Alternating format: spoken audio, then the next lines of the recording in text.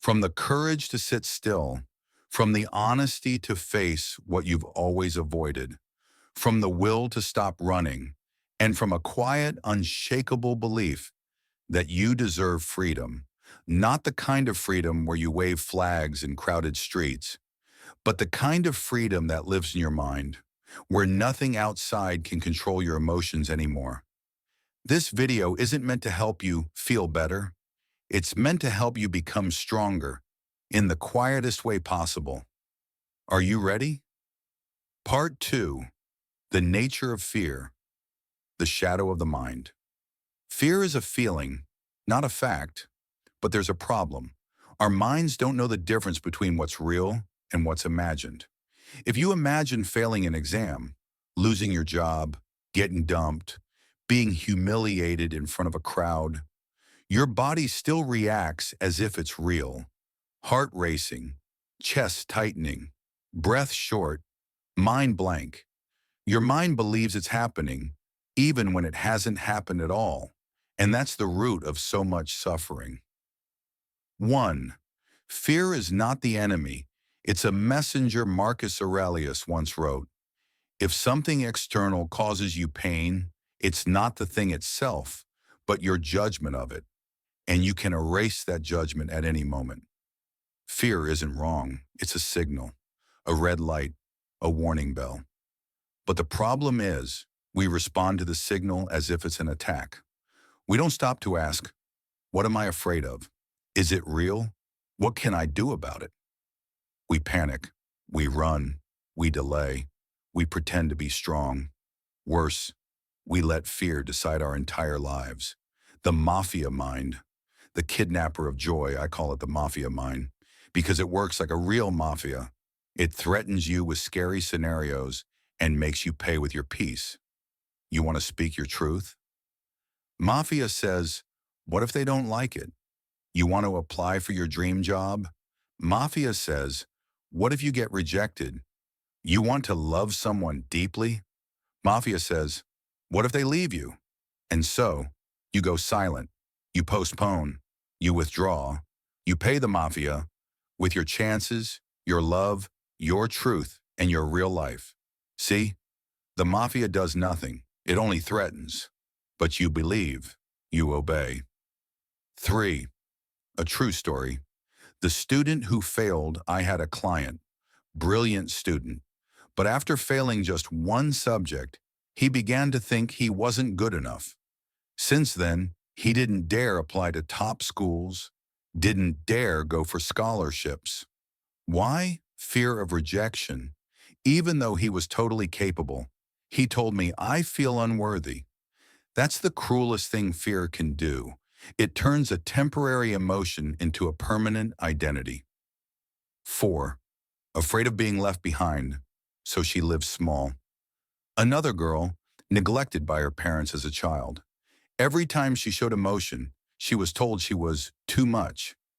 Gradually, she learned to shrink, to be nice, predictable, pleasant, never cause trouble. But deep down, she always felt unseen. She survived, but she never really lived. 5. I'm not enough, the wound that becomes belief. A man once told me, I'm not afraid of failing. I'm afraid of being seen when I fail. You see, the problem isn't what happens. It's what people might think. We were programmed as kids. Be perfect to be loved. Be obedient to be praised. Be successful to have worth. So every mistake triggers a deep belief, I'm not enough. And then we start living to avoid that, rather than living to discover what truly matters to us. 6. Stoicism in the lens of clarity. Epictetus once taught, it's not what happens that hurts you, it's your thoughts about it. Stoicism doesn't teach you to ignore emotions. Quite the opposite. They invite you to sit with fear, but not dissolve into it. Observe fear as if it were a cloud, not you. Ask, am I truly in danger right now? Is this fact or a story I made up? What's the worst that could happen? And can I survive it? 7. Fear and the power of choice. You can't choose your first emotion, but you can always choose your second response. You can tremble and still step on stage. You can worry and still speak your truth. You can be afraid and still love someone with all your heart. Courage isn't the absence of fear. Courage is acting even while afraid. 8. Conclusion. Fear is a doorway, not a prison. If you're afraid, know this. You're not alone. But also know this. Fear isn't the end. It's a sign you're moving towards something meaningful. Don't turn back. Don't pretend. Don't try to shut it off. Listen. Write it down. Let it speak. And then choose again. Because you are not your fear. You are the one who sees it and the one who can walk through it. Part 3. Stress Mechanism and False Belief Systems. The Habit of Collecting Fears. There's something strange about being human. We're the only species that can be stressed by things that haven't happened. A tiger only runs when danger is present, but humans, we sit still and imagine danger in our heads. And our bodies react as if it's real. Why? Because the mind doesn't know the difference between imagination and reality. And stress, the thing you thought was just a passing emotion, is actually a trigger that activates your whole survival system. It raises cortisol, tightens muscles, clouds thinking, blocks creativity, and worst of all, it loops. 1. When the mind believes the past equals destiny, remember a time you failed. Maybe it was a test, a rejection, a breakup, an insult. You felt hurt. That's natural. But what's not natural is starting to believe that the hurt defines who you are. I got rejected once, when I'll always be rejected. I was bad at math, but I'm not smart. I was betrayed, when everyone will betray me. That's called a false belief. And it's sticky. Why? Because you no longer see the world as it is, but as it once hurt you. 2. The physiology of stress. When the brain believes it's under threat, when you feel danger, your sympathetic nervous system takes over. Fast breathing, tight muscles, racing heart. Helpful when facing a tiger, but paralyzing when you're just facing an email from your boss. Worse, repeated often enough, it becomes default. The mind learns to react as if everything is a threat, and that's when you begin living in survival mode, even when there's no danger around you. 3. Stoic theory, control what's within, let go of what's not. Epictetus once said, "Some things are up to us, some things are not." Stoicism doesn't teach you to fake positivity. It teaches you to draw clear lines. What's your business, what's not. You can't control the weather, the job outcome, others' emotions, the world's actions, but you can always control your thoughts, your choices, your response. That's where freedom begins. 4. The greatest stress comes from trying to control what isn't yours. You want others to understand you, but you can't force them. You want fast success, but you can't control outcomes. You want a different past, but you can't change it. So what do? You fight reality. And that is the root of stress, resisting what cannot be changed. Marcus Aurelius, the greatest emperor of Rome, once wrote, "Accept whatever comes to you as if you had chosen it." Not because you like it, but because you understand. You can't change the event, but you can change who you are in the event. Example 1. Marcus and the plague. During his reign, Marcus faced plague, war, and rebellion. Even with ultimate power, he couldn't stop all suffering. But he wrote in Meditations, "If you are distressed by anything external, it is not the thing itself that troubles you, but your judgment of it, and you can erase that judgment at any time." Instead of drowning in worry, he observed his fear and chose his response again. 6th example 2. Epictetus, from slave to philosopher. Epictetus was born a slave. His master once broke his leg, but what made him great wasn't that he overcame poverty. It was that he refused to let his circumstances control his mind. He once wrote, "Freedom isn't doing whatever you want. Freedom is not being forced to do what you don't want, by emotions, by events, by other people." 7. We unconsciously rewrite destiny from old wounds. Stress is what happens when you live today as if you're still trapped in yesterday. Unhealed pain returns as prediction. You see your boss and think of your father. Your partner reminds you of the one who left. A coworker feels like someone who once hurt you. You're not reacting to the present. You're reacting to the past, disguised as the present. 8. Breaking the loop. From reflex to awareness. The question isn't, why am I anxious? The question is, where is this reaction coming from? Am I truly in danger, or am I carrying my past? That's where it begins. Replacing reflex with conscious choice. When someone doesn't reply to your message, you could. Old reaction, they hate me. Stress. New reaction, I don't know what's happening. I won't make up a false story. Peace. 9. In short, stress is a learned response, and it can be unlearned. Stress isn't your enemy. It's a reaction, and all reactions can be retrained. Stoicism teaches, discern what you can control and what you can't. Observe instead of reacting. Choose again instead of repeating. Freedom doesn't come from everything getting better. It comes when you're no longer bound by old reactions. Part 4. The Journey to Liberation. Value number 1, the truth no one tells you about fear. It's just a feeling, not a fact. 7:43 a.m. You're sitting in your car, parked outside the office, coffee in hand, but your chest is heavy, your stomach twists. You have a big presentation in 30 minutes, and your mind starts spinning stories. What if I mess up?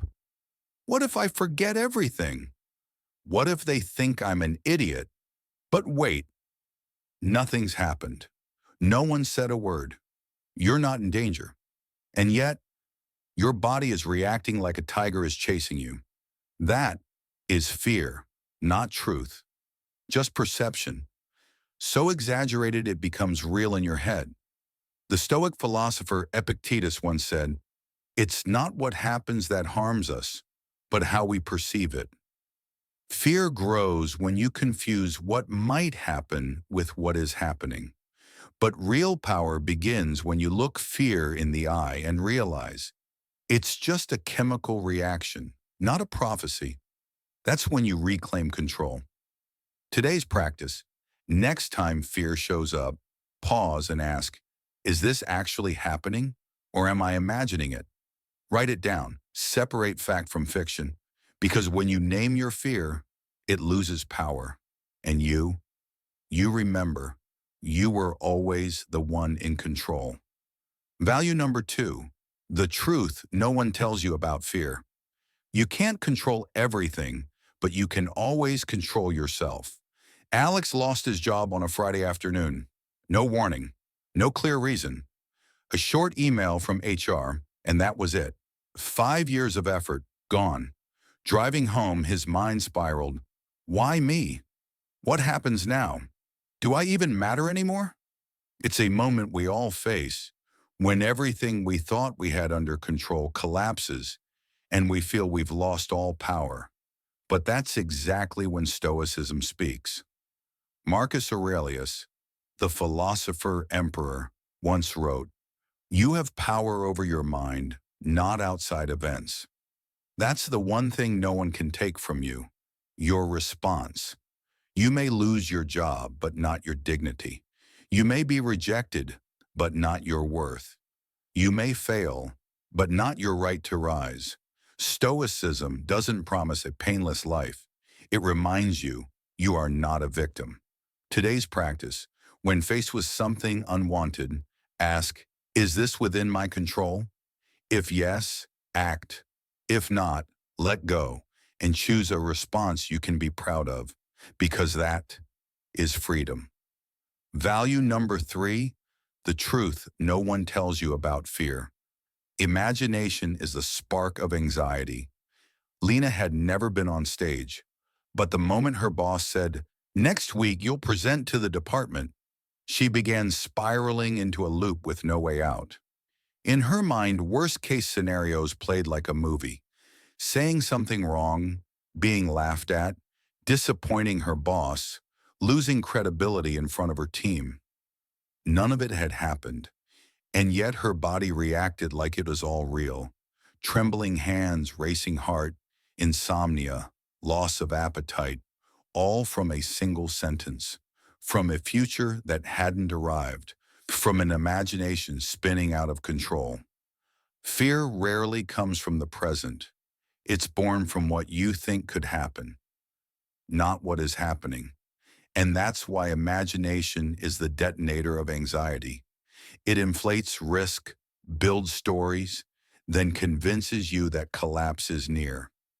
Marcus Aurelius, the man who once ruled the Roman Empire, wrote, "Much of our suffering is caused not by the things themselves, but by how we perceive them." The mafia mind is what I call that part of your brain constantly scanning for danger, threatening you with endless what-ifs. But Stoicism teaches you this: you can't stop the story from appearing, but you can always choose not to believe it. Today's practice. When your imagination starts building fears, pause and write down, what is actually happening right now? What am I assuming?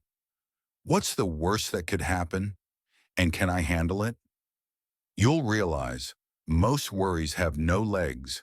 They only walk around in your mind until you force them to stand still and face reason. Value number 4, the truth no one tells you about fear. Meditation and presence are the sharpest tools against anxiety. Ethan constantly felt pulled in 2 directions, haunted by past mistakes, anxious about future outcomes. On paper, his life looked fine, a stable job, a loving family, but his mind was never still. While working, he replayed last week's argument with his mother. At dinner with his wife, he worried about tomorrow's meeting. Ethan lived in a timeline that never existed, past and future. That's how stress seeps into life. Not through specific events, but through your absence from the present. Stoicism, often mistaken as purely rational, deeply honors presence.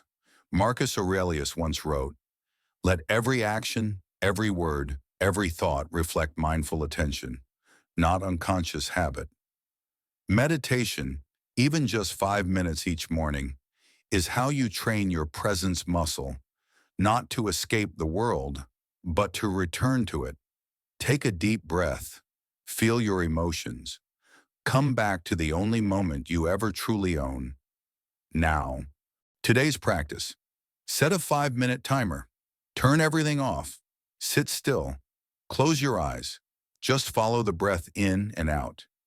Each time your mind drifts, gently bring it back. You don't have to do it well. You just have to be there. Because fear can't survive where presence lives. Value number 5, the truth no one tells you about fear. Gratitude in action. Healing through connection. Dylan had been in a quiet depression for months. No one knew. On the outside, he was fine, going to work, replying to emails, making small talk. But every night he felt hollow, like floating in an ocean with no shore. One day, too exhausted to keep thinking, he decided to do something different. He joined a food handout for the homeless. No one expected anything from him. No one judged, just cold hands receiving warm meals and eyes filled with quiet gratitude. That night, for the first time in weeks, Dylan slept. We often believe we must fix ourselves to escape fear or sadness.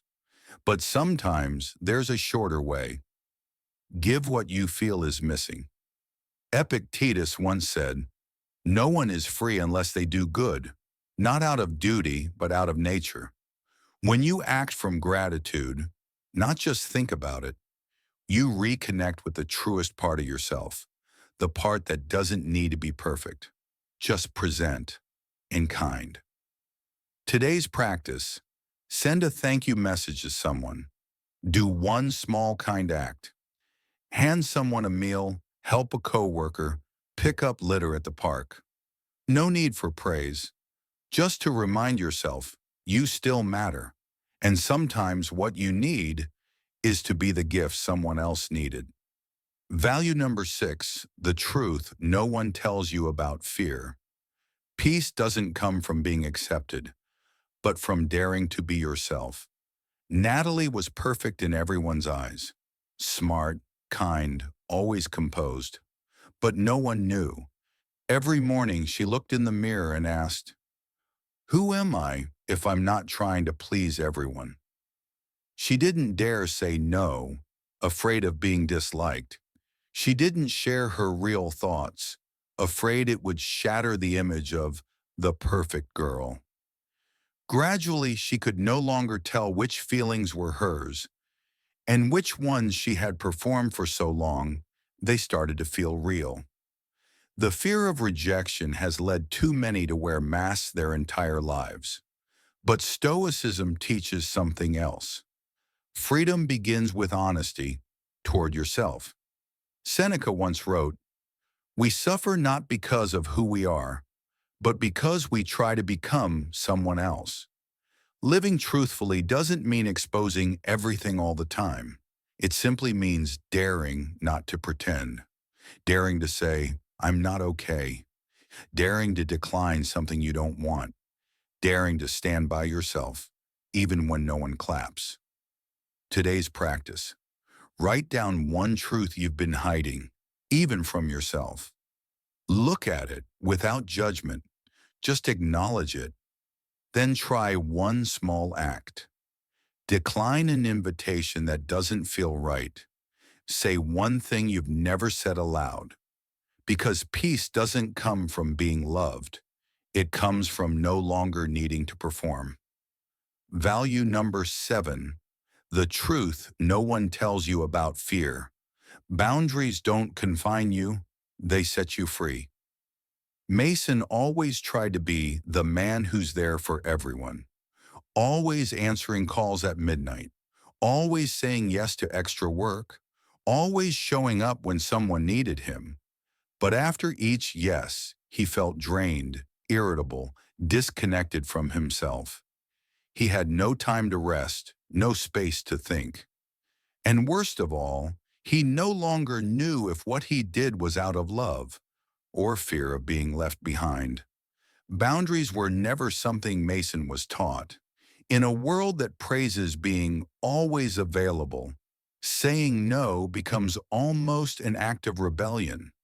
But Stoicism doesn't teach people-pleasing. It teaches living with clarity and intention. Epictetus once wrote, "No one can harm you unless you give them permission." Boundaries don't mean selfishness. They are how you protect your clarity, your stillness, your dignity. When you set boundaries, you're not closing the world out. You're choosing which doors to open. Today's practice: identify something that's draining your energy or crossing your limits. Write down one clear boundary and one action to protect it. Maybe it's turning off notifications after 8 p.m. Maybe it's saying no to a pointless meeting. The clearer your boundary, the wider your inner freedom. And freedom is not something others can give you. Only you can. Value number 8. The truth no one tells you about fear. Pain doesn't come to punish you. It comes to teach what you never wanted to learn. Sophia had just ended a 4-year relationship. For weeks, she wanted to escape everything: friends, work, even herself. Every time the pain rose, she distracted herself with movies, snacks, hiding under blankets. She didn't cry. didn't talk, didn't write. She just hoped time would heal her. But the pain didn't leave. It grew quietly, in silence.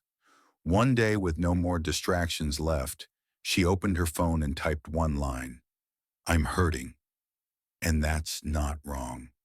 That was the moment healing truly began. Stoicism doesn't teach you to fake strength. It teaches you to sit with your pain, like a strict but loving teacher. Seneca once said, "We don't suffer because of fate, but because we resist what came to help us grow."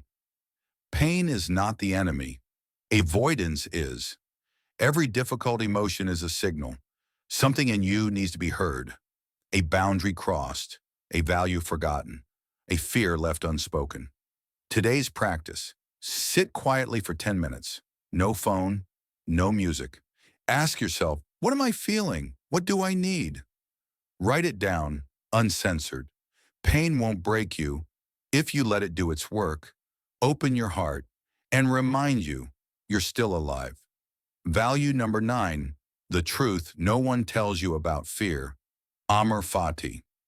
To love your fate, even the parts you once wished to erase. 2 years ago, Jacob lost the ability to walk after a car accident. The life he once knew, morning workouts, weekend hikes, ambitious startup dreams, vanished. At first, Jacob fell into depression. He asked, "Why me? Why now?" But slowly what changed wasn't his circumstances, it was his mindset. He started journaling, shared his story on a podcast, became a source of strength for others with disabilities. And during one interview, he said something that left the room in silence. "If I could go back, I'm not sure I'd undo the accident, because it's what helped me meet my true self." That is amor fati, one of the deepest Stoic principles.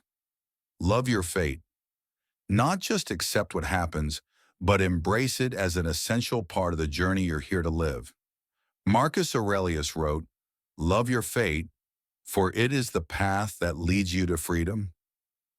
Today's practice: think of an event that once brought you pain.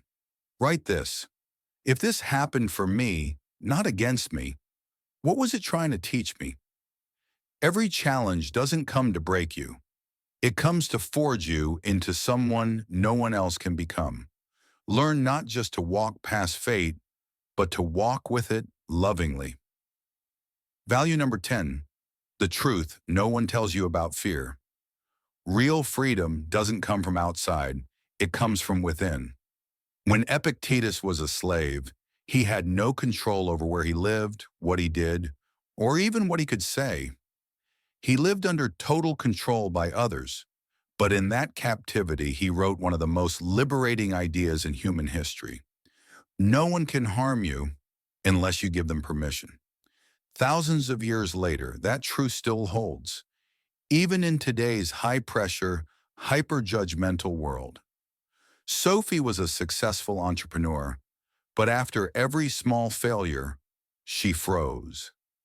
Afraid of being seen as weak, afraid of losing admiration. One day, while scrolling through old photos on Instagram, she realized, for years she hadn't been living to live. She'd been living to be validated, and on that same day, she rewrote her life rules. I don't need praise to feel worthy. I don't need success to feel peace. I don't need permission to be myself. Today's practice: write down 3 things you once believed you had to have in order to feel okay. Then rewrite each one through the lens of inner freedom, as Epictetus lived and taught. True freedom isn't about what you own, it's about what no longer owns you. 5. Call to action, awakening and inner freedom. It's time to break the contract with fear and sign a new one with yourself. If you've made it here, something inside you is beginning to stir, a quiet part, trembling, but ready to rise. A whisper saying, I can't keep repeating this life of fear, of anxiety, of something feels wrong, but I don't know where to begin. Then stop, right now, not to keep running, not to fix yourself, but to sit with you. Just breathe. You don't need to become someone else. You don't need all the answers. You don't need to be perfect. You just need to be honest. Ask yourself, what have I been afraid of lately?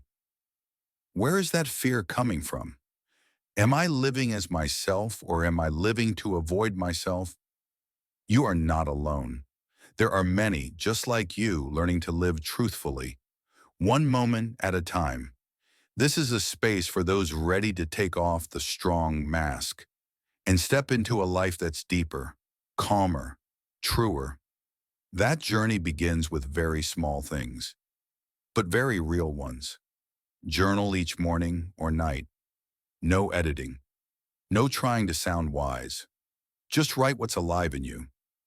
This isn't a healing trend. It's relearning how to hear yourself, something you may have forgotten long ago.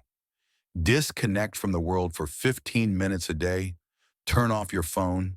Turn off the noise. Sit still. Look out the window. Or close your eyes. Let your mind stretch. Let yourself hear what you actually think. Not what social media suggests. Not what others expect. Just you. No proving needed. Choose one mindful act per day. Pouring a glass of water, folding clothes, walking the dog.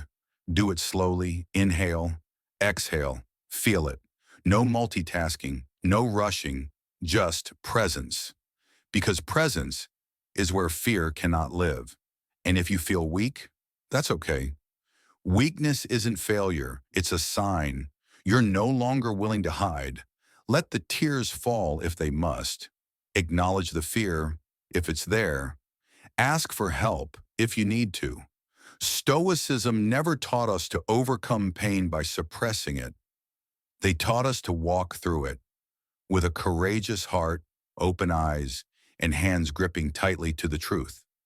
Marcus Aurelius once wrote, "You can begin again, right now. Let go of the old. Choose to live the life you truly want." So then, what will you choose? You can keep living the familiar loop, anxiety, avoidance, pretending, or you can place your hand over your heart and say, I choose to live awake. I choose freedom. You don't have to change your whole life overnight. You only need to change the way you move, one step at a time, each day. Step with awareness, step with trust, step with gratitude that you are still alive and that you are worthy of a free life from the inside out. Are you ready? Break the contract with fear. Sign a new pact with yourself of truth, of courage, of freedom.